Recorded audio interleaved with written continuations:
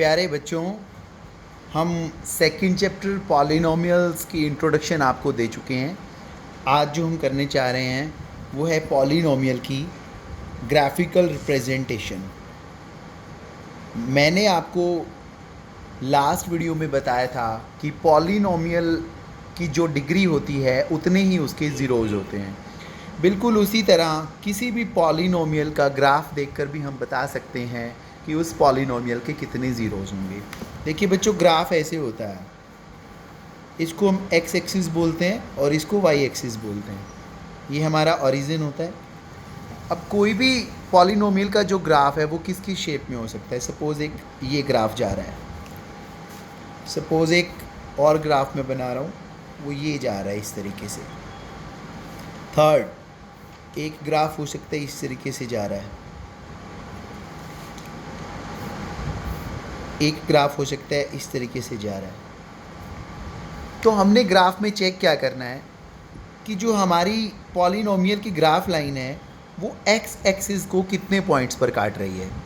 यहाँ देखिए, ये हमारी जो लाइन है वो एक्स एक्सिस को सिर्फ एक पॉइंट पर काट रही है। इसका मतलब इस पॉलिनोमियल के कितने ज़ीरोज़ होंगे? Only one. नेक्स्ट, इस ग्राफ को देखिए, ये हमारी ग्राफ लाइन थी और ये एक्स लाइन को, ये देखिए, इस लाइन को कितने पॉइंट्स पर काट रहा है? 1 और 2। इसका मतलब इसके कितने ज़ीरोज़ होंगे? 2। नेक्स्ट, अब इस ग्राफ को देखते हैं। ये हमारी ग्राफ लाइन है, ये एक्स एक्सिस को देखिए कितने लाइन पर काट रहा है, कितने पॉइंट्स पर काट रहा है? सिर्फ 1। तो इसके कितने ज़ीरोज़ होंगे? 1। लास्ट, इस ग्राफ को देखिए, ये हमारी एक्स लाइन है और ये हमारी ग्राफ लाइन है। ये एक्स को कहाँ कहाँ काट रहा है? 1, 2 और 3। तो इसका मतलब ये कौन सा पॉलिनोमियल है? क्यूबिक। इसके कितने ज़ीरोज़ होंगे? 3।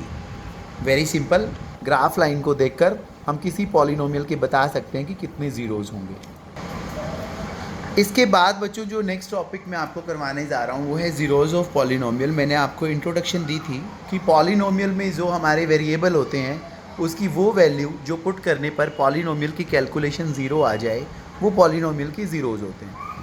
अब लीनियर पॉलिनोमियल मैंने बताया था, इसकी जो डिग्री होती है वो कितनी होती है? 1। तो इसके कितने ज़ीरोज़ होंगे? 1। क्वाड्रेटिक, क्यूबिक, क्वाड्रेटिक की डिग्री कितनी होती है? 2। तो ज़ीरोज़ भी कितने होंगे? 2। और क्यूबिक की डिग्री 3। तो इसके ज़ीरोज़ भी कितने होंगे? 3। इस चैप्टर में हमने बच्चों जो डिस्कस करना है वो है क्वाड्रेटिक पॉलिनोमियल। हमने मेनली क्वाड्रेटिक के बारे में डिस्कस करना है और थोड़ी बहुत क्यूबिक की इंट्रोडक्शन करेंगे। तो सबसे पहले तो मैं आपको बताना चाहूँगा कि जो क्वाड्रेटिक इक्वेशन होती है, suppose 2x² plus 4x plus 2, ये हमारा क्वाड्रेटिक पॉलिनोमियल है। इसके जो ज़ीरोज़ होंगे उनको हम एक नेम असाइन करते हैं। पहला जो ज़ीरोज़ होते हैं उसको हम बोलते हैं अल्फ़ा, ये उसका साइन होता है, और जो दूसरा ज़ीरोज़ होता है वो होता है बीटा, ये उसका साइन होता है। Alpha, beta. क्वाड्रेटिक पॉलिनोमियल की जो दो ज़ीरोज़ होते हैं वो एक अल्फ़ा होता है और दूसरा बीटा होता है। इसी तरह जो क्यूबिक पॉलिनोमियल है, क्यूबिक पॉलिनोमियल की 3 ज़ीरोज़ होते हैं। पहला ज़ीरो है उसको हम बोलते हैं अल्फ़ा, दूसरे को बोलते हैं बीटा और तीसरे को बोलते हैं गामा। ये लगभग वाई की शेप में होता है। देखिए, अल्फ़ा, बीटा, गामा। क्योंकि मैं आपको बता रहा हूँ कि हमने सिर्फ क्वाड्रेटिक पॉलिनोमियल के बारे में जिक्र करना है अभी, तो हम यहाँ पर मूव ऑन करते हैं। ये एक एग्जाम्पल मैंने आपको दिया है क्वाड्रेटिक पॉलिनोमियल, और इसको फैक्टराइज करना आप 8th क्लास में भी सीख चुके हैं, 9th क्लास में भी सीख चुके हैं। मैं फिर भी आपको एक बार रिवाइज़ करा देता हूँ, क्योंकि इसकी जो बेसिक फॉर्म होती है वो ax² plus bx plus c होती है। तो यहाँ पर a की वैल्यू 2 है, b की वैल्यू 4 है और c की वैल्यू 2 है। फैक्टराइज करने के लिए हमें a और c को मल्टीप्लाई करना होता है रफ वर्क में। That is 2 × 2 = 4। 4 जो हमारा आया है उसके वो फैक्टर्स हमने लेने हैं जिनका प्लस हमारे पास b आ जाए, मतलब 4 आ जाए। तो वैसे हमारे पास यहाँ क्लियर हमें दिख ही रहा है कि 2 × 2 4 और 2 + 2 भी 4 होता है। तो ये हमारे पास फैक्टर बने हुए हैं। ये हमारा क्वेश्चन ऐसे यहाँ पर स्टार्ट हो जाएगा बच्चों। हमने इस टर्म को तोड़ना है 2 + 2 में, क्योंकि 4x है तो ये 2x + 2x हो गया। डन। बाकी एज इट इज़ ये लिख दीजिए +2, और यहाँ पर था 2x²। ये हो गया हमारा फर्स्ट स्टेप। सेकंड स्टेप में हमें फर्स्ट टू टर्म्स को अंडरलाइन करना है, नेक्स्ट टू टर्म्स को अंडरलाइन करना है। इन दोनों में देखिए क्या कॉमन आ रहा है, 2x। जब हमने यहाँ से 2x ले लिया तो x की पावर 2 में से एक x चला गया, कितना बचा x, प्लस 2x का 2x बाहर आ गया तो क्या बचा 1, प्लस अब देखिए 2x प्लस 2 में क्या कॉमन लेंगे, हमें नज़र आ रहा है 2, 2x में से 2 बाहर आ गया बचा x, और 2 में से 2 जब बाहर चला गया डिवाइड हो गया तो बचा 1। ये था सेकंड स्टेप। अब इनको अंडरलाइन कर लो। इन दोनों में देखो क्या कॉमन आ रहा है, x प्लस 1, x प्लस 1 को बाहर ले लो, अंदर क्या बचा 2x प्लस 2। ये हमारे दो फैक्टर्स आ गए हैं बच्चों।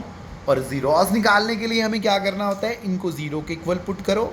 अब ये दो फैक्टर की मल्टीप्लिकेशन ज़ीरो आ रही है, इसका मतलब दोनों में से एक की वैल्यू ज़ीरो है, या तो x प्लस 1 ज़ीरो है या फिर 2x प्लस 2 ज़ीरो है। दोनों को सॉल्व करने पर x की वैल्यू यहाँ -1 आएगी बच्चों, और इसको सॉल्व कीजिए, 2x इज इक्वल टू 2 वहाँ जाके माइनस हो गया और ये वाला 2 वहाँ जाकर डिवाइड हो गया, तो यहाँ पर x की वैल्यू क्या आ रही है -1। इसका मतलब x की वैल्यू -1 फिर से -1। जो ये हमारा पॉलिनोमियल है इसके दो ज़ीरोज़ अल्फ़ा और बीटा -1 और -1, ये दो आंसर आ गए हैं हमारे। ये बड़ा इजी सा प्रोसेस है बच्चों, आप पहले कर भी चुके हैं, इसकी आज मैंने आपको प्रैक्टिस करवाई है। इस पर बेस्ड मैं आज आपको क्वेश्चन दूंगा, उसकी प्रैक्टिस कीजिए। That's it for today, have a nice day.